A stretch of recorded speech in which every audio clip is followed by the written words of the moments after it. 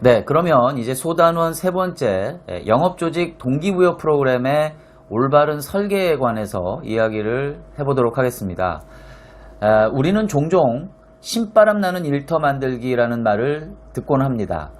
회사가 직원들의 근무 만족도를 높이기 위한 다양한 노력들의 일환에서 나온 말이죠. 그런데 모든 직장인들에게 있어서 이 높은 연봉만큼 더 큰 근무 만족도가 있을 수 있을까요? 그 중에서도 특히나 영업 직군은 목표의 수립과 평가, 그리고 보상으로 이어지는 인센티브 벨트가 추가적으로 적용될 때 근무 만족도가 극대화된다고 볼 수 있겠죠. 높은 연봉과 적절한 인센티브 벨트가 신바람 나는 일터의 모든 조건을 충족시킬 수는 없지만 적어도 일할 맛이 나게 하는 필요 조건은 된다라는 것이죠. 그런데 이때 주의할 점이 좀 있습니다. 첫 번째, 영업조직의 보상 프로그램에 있어서 금전적 보상 프로그램은 먼저 고객을 향해 있어야 한다는 점입니다. 연간 100조 원에 가까운 매출액을 달성했던 바 있는 미국의 대표적인 케이블 통신 서비스 업체 컴캐스트는 보상 계획을 잘못 세워서 낭패를 보게 된 대표적인 사례라고 할 수가 있는데요. 이 컴캐스트라는 회사는 자사의 회선 서비스를 해지하고자 하는 고객들을 설득을 해서 서비스를 지속적으로 사용하게 할 경우 보너스를 직원들한테 지급하는 프로그램들을 마련하게 되었습니다. 그러자 콜센터 내 영업 직원들은 너도 나도 할 것 없이 실적급을 많이 받기 위해서 이 고객들을 무리하게 설득해 나아가기 시작한 것이죠. 그러다 보니 오히려 고객의 불만이 어느 순간 이제 증가를 하게 되었고 참다 못한 고객들 중에는 해당 콜센터 영업 직원의 무리한 설득을 녹음을 해서 구글에 올리기 시작을 했던 것입니다. 이러한 것들이 일파만파 퍼지게 되면서 결국 회사는 처음부터 안 하느니만 못했던 이러한 보상 프로그램을 철회하게 되었고요. 그로 말미암아 모두에게 유익하지 못했던 프로그램으로 전락이 됐던 것이죠.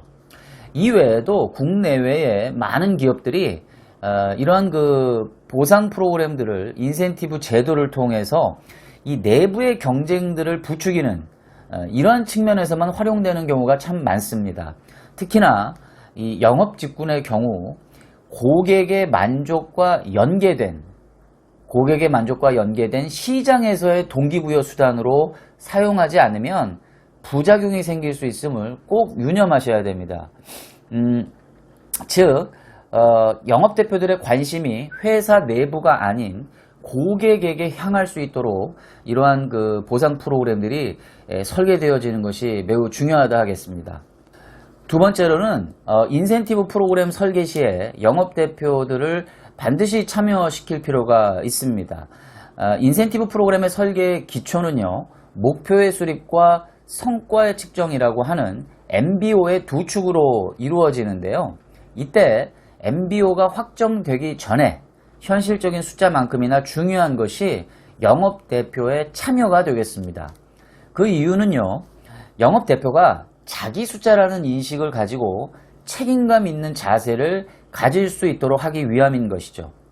보통은 대기업으로 갈수록 목표 수립 과정에서 탑다운 방식이 만연한데 바텀업 방식으로도 영업대표들의 목표를 받아서 경영진, 재무팀, 그리고 영업관리자가 함께 조율을 할 필요성이 있습니다.